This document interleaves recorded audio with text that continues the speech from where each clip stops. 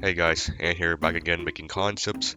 I'm pretty sick today, so my voice will sound pretty weird. After making the Emperor Mongoose concept, I wanted to actually make an actual concept or suggestion that could potentially be added to the game. While I was making Mongoose, I was looking over to the Trello and noticed that the Tundra Warlord armor was actually unattainable. And back in old Voxel, it was one of the most drippiest armor I ever seen. So I wanted to make a mob based off this armor. So at school, I started drawing up what this mob could potentially look like, and I came up with this, the true Tundra Warlord. Just like the name applies, this guy is the real deal. The real Warlord. Now with the drawing, I went into studios and got to work. This time, this isn't a concept for meme purposes, but for something that could potentially be added into the game. Now looking back in my old video, I don't know how to make these type of videos, like making concept without putting time lapse everywhere, so I'm gonna try to see if I can tone it down a bit and make it watchable without accidentally giving people seizures. So I started off with making the legs first and worked my way up to the torso and then to the head. After making the base part of his body, I started working on the arms. Now the reason why there's only one arm is so that I can copy and paste his right arm to make his left arm later. Now most modelers would always work one part at a time, but for some reason I would just sometimes just work on the arm and then the head at the same time.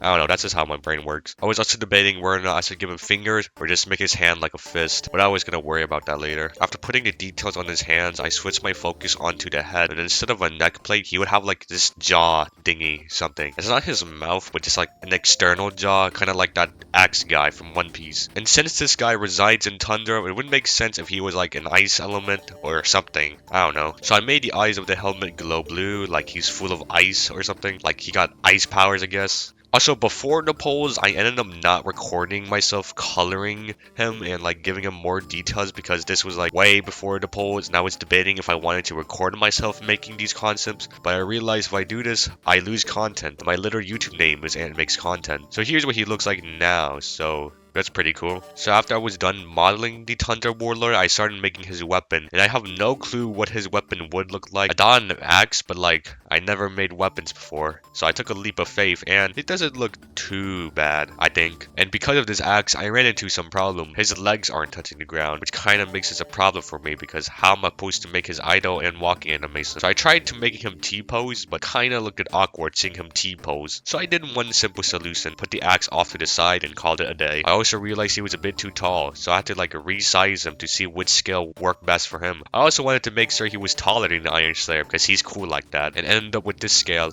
After resizing him, I started rigging him and gave him this humanoid thingy because apparently this thing makes the AI, but I don't know, I'm not a developer. But in case they do consider adding this guy, I just left it there. After he was all rigged up, I started making his animation, and oh my god, his idle animation was such a pain that I lost one day because of this. I don't know what went wrong. It was my animation talents just were taken away for one day, and I was frustrated that I could not animate his idle animation. But after a day, I eventually made this.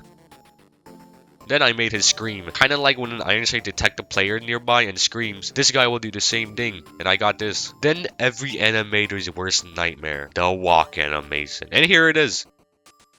I was considering changing it so that it fits the VoxlBlade style, but I feel like this walk animation fits his style. Because this guy is literally out to get you. He's looking for a fight, bro. Then I made his attacks. His ice slam attack where he punches the ground, causing eruptions of ice to come out. His ice attack that guard breaks. Then his combo attack where he slams the ground and then punches you midair.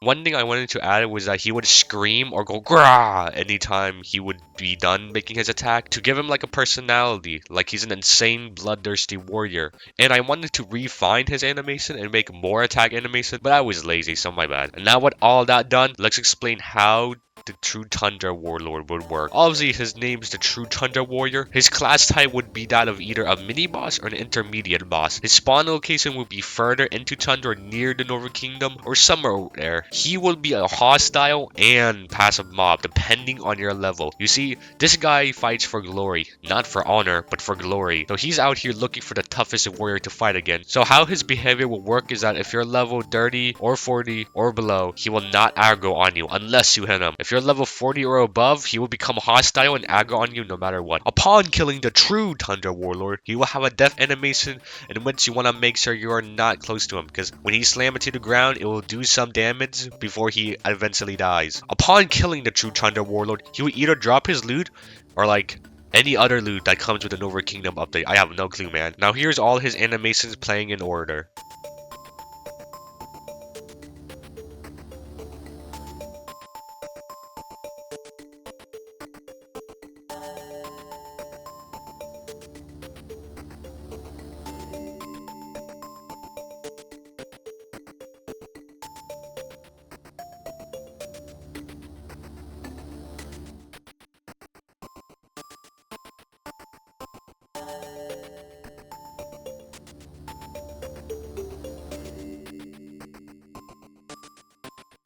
I feel bad for my true Tundra Warlord concept since I was super tired and lazy while making him, and I was making my second concept during this when I was supposed to be working on him, hence why there was a giant wall over here. If the devs consider adding this guy, I'll definitely flesh out his animation. The second concept I hope will be better this time. I hope you guys enjoyed the video. The second concept will be released later. See you guys later.